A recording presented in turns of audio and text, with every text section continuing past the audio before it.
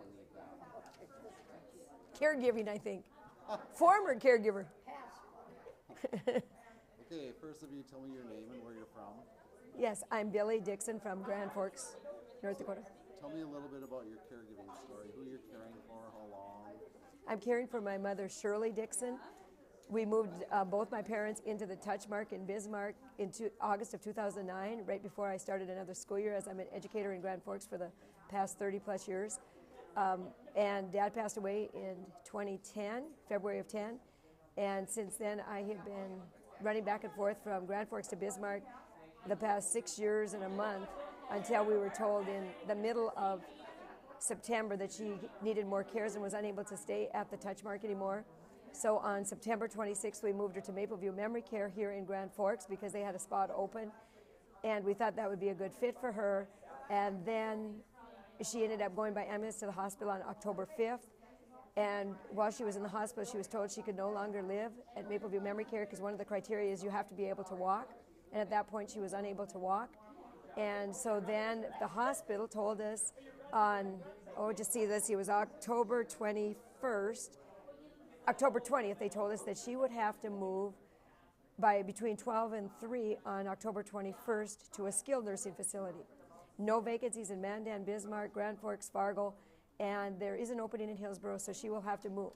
So then I quickly talked to my principal to make sure that it would be okay if I would get a couple hours off at school so that I could take my mother, check her out of the hospital, discharge her, make sure she had the medications and everything, and get her into the skilled nursing home at Hillsborough Care Center. Then I moved, like I say, the night before I moved everything out of Mapleview, moved everything into the Hillsborough Care Center as of yesterday, and I was very thankful for this dinner that they provided here because you don't even have time to eat half the time because you're so busy caring for your loved one. And right after this, I'm planning to go to Hillsborough to see my mother today and check some more on the medications and the list and so forth, because that is so important that people look at the medications they're given and why they're given certain medications.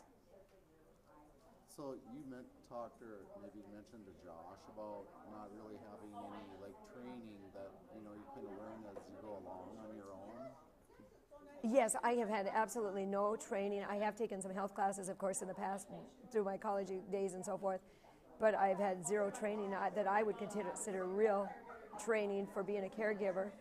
And I've just kind of learned as I go, and when I have questions, I talk to doctors, nurses, physical therapists, occupational therapists to find out the very best of care. And just recently I found out that there are wound care specialists, which have been very, very helpful to my mother here in Grand Forks. So the wound care thing, were you trying to do that yourself? You know what, I was going by what doctors and nurses and so forth and telling me what to put on and what the bandages and the ACE wraps and so forth. And I've had care and prevention of injuries, like back in my sophomore year in college, I think it was by Leo Ringy at Bismarck State College, and back then it was Bismarck Junior College, but I mean, I basically was just taking it from there to try to do the best I could. But then after talking to a wound care specialist, I mean, she needs lymphedema wraps, and that's what they've been doing now. And I just wish I had known about that sooner, because this all started shortly after her 90th birthday. Okay. So is there anything else that you'd like to add? I mean, is there anything else that's... I mean, if you were going to talk to a legislator about family care, I mean, you're a need as a family caregiver, what would you tell a legislator today?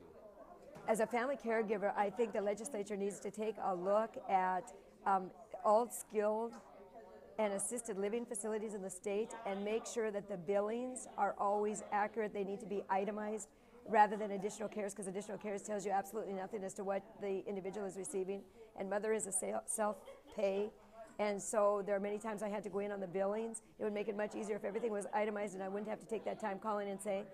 And the places that she's been, they've always made it right, but there have been numerous errors. And if an elderly person does not have an advocate, I would suggest that the legislature, they better make sure that the billings are accurate for all of these elderly people. Otherwise, the elderly people are going to be fleeced if they do not have a strong advocate. And the other thing in these care facilities, you have to make sure that they're getting the medications that they need, because from time to time they have missed some of the crucial medications that mother needs, and they just forgot. And to me, that's not an option. You can't just forget. When you're in an assisted living facility, they need to make sure they have the medications exactly right. So how did you become aware of that when you're not there 24/7?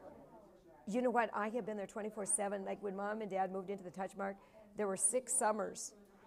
Well, Dad passed away in 10, but there were 6 summers that I spent there as a caregiver because as an educator, I have the summers off. So the last 6 summers, I have been there as a caregiver, and I have seen what goes on in these facilities. And I'm also the power of attorney and trustee for my parents, and I watch the buildings very, very closely to make sure they're meticulously done. But I think there's a lot of families, from what I hear, that they don't check them or have somebody else doing them, and they just cut the check and that's it. And whether it's medical, whether it's financial, everything needs to be checked and the cards I found out because we'd take Mom to church in the morning and then out to dinner. So I would take the medications, and sometimes there would still be meds in the cards that should have been given the day before. And that's how I would find out that, oh, they didn't get given, and it was like, oh, I'm sorry, we forgot.